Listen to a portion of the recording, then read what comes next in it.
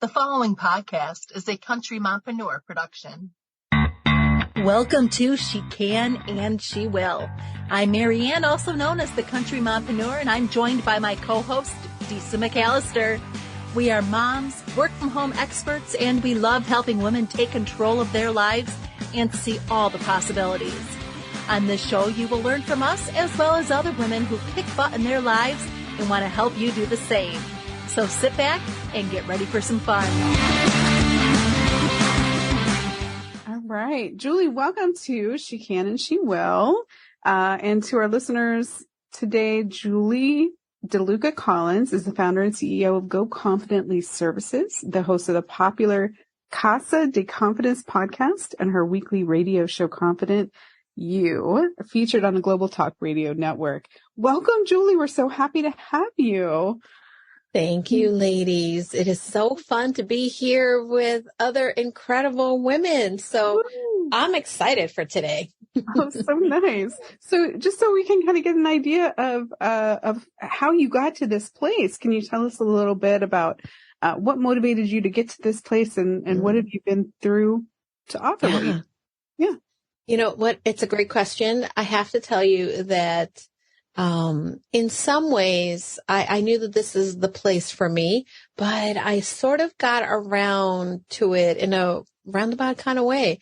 I did how most of us are told, go to school, get a good job, do this. And that's exactly what I did. I went to school to be a teacher and I loved it, but it wasn't fulfilling. I knew that I wanted more. So then I started working for an educational company and I started to climb the corporate ladder. And I was very fortunate to have been trained in, allowed the opportunity to grow with an organization that really invested in their team and their leaders and their executives. And I really, continued to, I think I got 8 promotions in 10 years.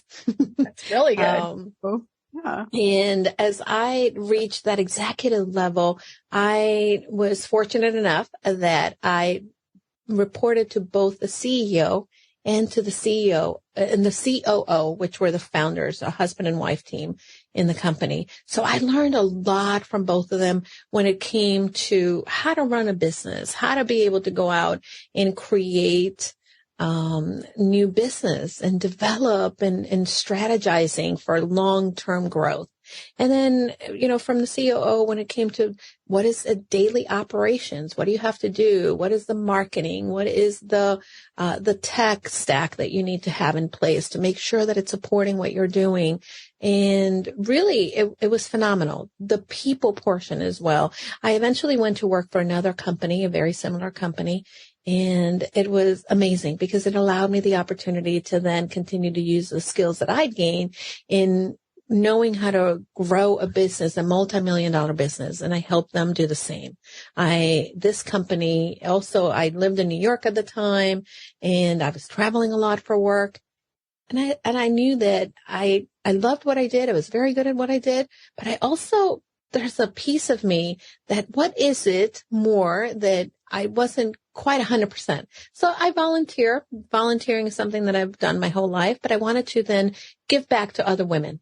I worked as a volunteer in leadership programs here at the community colleges near my home and was mentoring young women that are coming in to maybe business or education and helping them just in the same way that other people had poured into me. And with the pandemic, I was laid off. I was offered a separation package. The company that I worked for sadly was hit very hard. We were in education, but I knew exactly that I wanted to go out on my own and do something that mattered and that helped support women in particular, not only grow in their confidence, but also be able to make their mark on the world. As I climbed the corporate ladder, the question that I would get a lot is, how do you do it? How are you so confident? And I just thought, I don't always have it together. And why do you think that I do? Confidence is not about a feeling that we're born with, and we have. Confidence is something that we develop through habits. And I wanted to be able to use my expertise and the things that I learned to help others. So that's how I launched Go Confidently Services, because I wanted individuals to know that they too can do the things that we see everybody else doing, but you needed to have the right infrastructure, the right habits, and the right support system. I am also a Tiny Habits certified coach through the Tiny Habits Academy that was founded by Dr. BJ Fogg and his sister, Dr. Fogg. And, for instance, if you read James Clear's book, that's whose research a lot of the stuff in the book is based on. He is the founder of the Behavior Lab at Stanford University. And he also has written the book Tiny Habits, which I highly recommend, because that helps you create the momentum for your life. So when you're talking about and you work with these women, what are some of the keys that you work with them on growing their confidence? The first thing is to really acknowledge a little bit of what are the sabotaging behaviors or the sabotaging thoughts that we have. I think that for many of us, we don't realize, right, that we go about our life. Number one, we all have this incredible big judge that is always telling us, oh, you shouldn't do it like that, or you should do this, or who are you to think you could do that, right? And we have become so accustomed to this judge just kind of being that little voice in the background that we are used to feeling bad about things, right? We go to bed and we think, oh my God, I didn't do the laundry. I should have done that. I could have done these. And all of the shouldas and couldas are the ones that really make us feel bad. And by the way, when we feel bad, it is difficult to change. Habit creation and creating new behavior really comes from feeling good. So the first thing that we start to identify is, number one, for my clients, is we identify, how do you judge yourself? What are these? Because that affects your imposter syndrome. That affects your mood. And sometimes when we don't feel good or we're beating ourselves up, then it's easier to fall back into the types of behaviors like scrolling for endless hours. Or we then say, oh, you know what? I don't even know what to do. I have so much to do. I don't even know. And then even if we did do something, we beat ourselves up because it wasn't enough.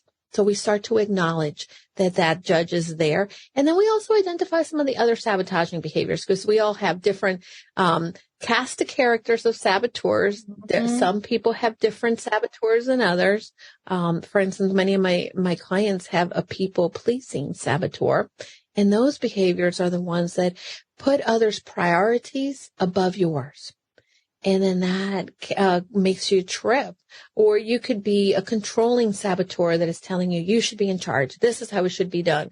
Or the hyperachiever. By the way, that would be me, the one that says, mm-hmm. go, go, go, go, be a perfectionist and don't care about anything else. Or perhaps the one that is the saboteur. This is my other saboteur. So they fight with each other. My other saboteur is the one that is the attention deficit of, oh, shiny. Oh, let me go through that. So So identifying these things are really crucial, right? Because if you're trying to run a business, if you're trying to achieve a goal, not knowing that this behavior is happening, because our saboteurs are always lying to us. So it's important to really be able to acknowledge. So that's really the first step. And then depending on where my clients want to go, we start to create a very clear and concise strategy, because it breaks my heart when women are not achieving the things that they want, when they're not hitting their dreams, when they start to compare and despair. And I really get angry, because they want to, and they have the potential to make a difference in the lives of others, but they're underselling themselves. So this is the one thing that I really love doing with my clients when we first start, is beginning to analyze some of that.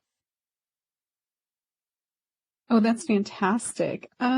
So can you tell us a little bit, can you go a little bit deeper into the habit portion and why people have such a hard time with habits and trying to add new or change what they have existing?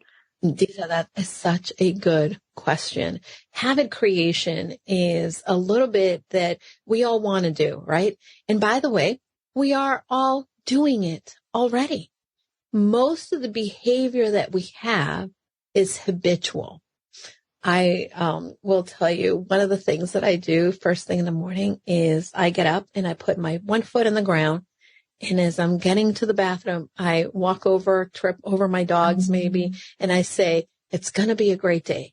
That is a habit I've created. Now, it's a very tiny habit. It's a very small thing. And then I kind of, give myself a thumbs up.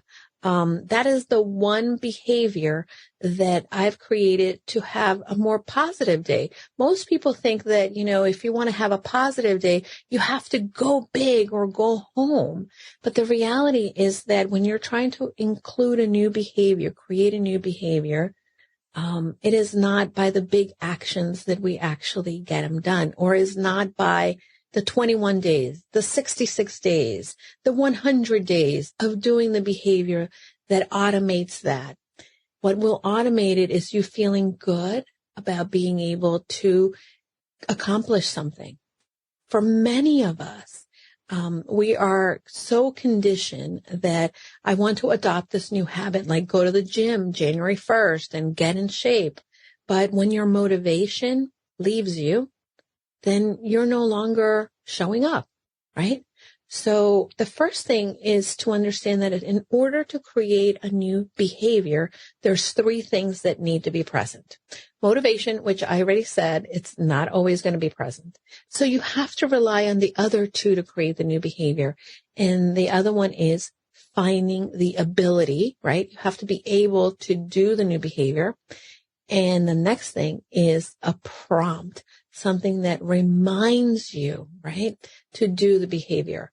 In the mornings, again, when I come downstairs, right, and I've built a habit of drinking my water for the day, because we know that hydrating, whether we're in business or have a career or stay at home mom, having a good hydration habit is great for us. It gives us energy. It makes our skin beautiful, all of that. But guess what? If I had to say to myself, Julie, you got to drink a gallon of water a day. I wouldn't be motivated. Would you be motivated? No. No, right? You're like, oh, I don't even know if I can do that, right? However, I started small. So first, because I'm not motivated to drink all that water, I needed to find the ability. So I looked in my day and I looked at all the other areas of my life that are already automated, behaviors that are there, that are the behaviors that you do every day. One of the behaviors, again, that I have to do every day, is after, I go to the bathroom, take care of business. I come downstairs and I let my dogs out because they have to go out, and they will remind me that they need to go out. So as soon as I let my dogs out, that is my prompt and the ability. And it reminds me, hey, it's water time. And then what I do is I start tiny. I fill my water bottle in my glass, right? So when I fill my glass, and that is really the baseline. That's all that I'm going for. I am not going with like a fill your glass and drink it all. I am just filling my glass. And once it's full, I celebrate. I'm like, good job, Julie. You filled your water. Because guess what?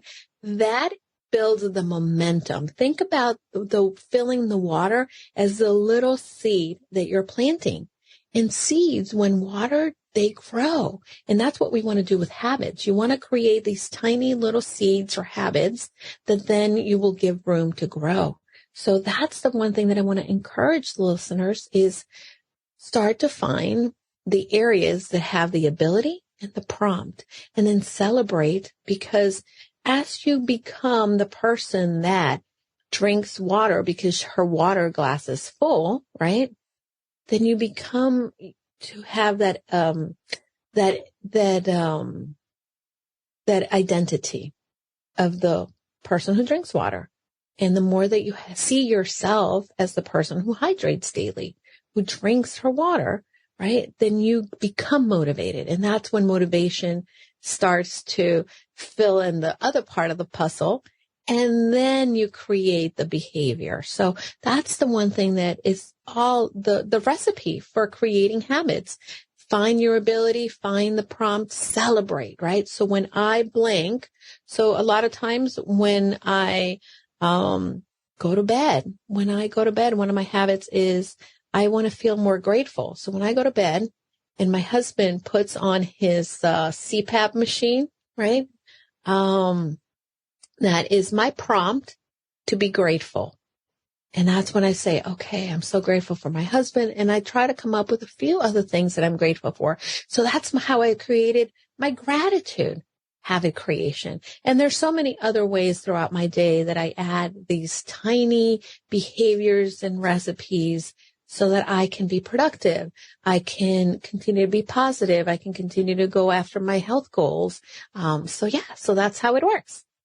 Awesome. So now when you work with people through your company, Go Confidently Services, what's the process? Is it a one-on-one session? Is it group training? How do people work with you, and how can they reach out to you if they would like to work with you? You know, there's so many different ways in which individuals can leverage a partnership with me. Number one is I know that there's no one size fits all, right? So the first thing is in working with me, whether you're working with a group coaching, whether you're part of one of my masterminds, whether you are part of maybe my summit or a radio show or a one-to-one. Those are all the different ways you can work with me. But the biggest thing is we really sit down and talk about you, talk about your goals, talk about what you're looking to accomplish, what you are doing currently that it's really working, and what are the things that you need to tweak.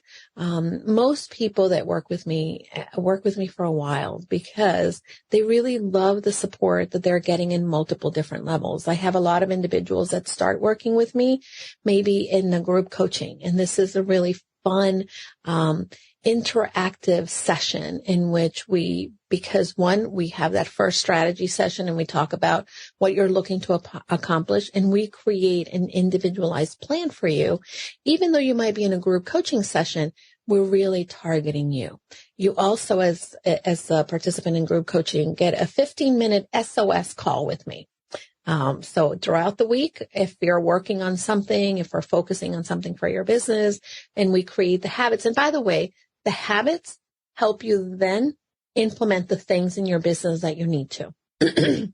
So, maybe you're having a launch and you're trying to create the email sequences that will go out, or maybe you are looking to book yourself as a speaker, but there's certain things that you need to do there, right?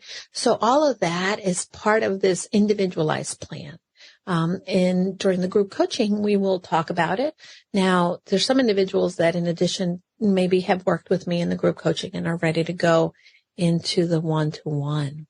And I love my one-to-ones because this is my high touch program. This is where you get me, and you get my support system. You also get to work with my operations manager. She supports you because, by the way, as entrepreneurs, sometimes we want to do it all, but we can't.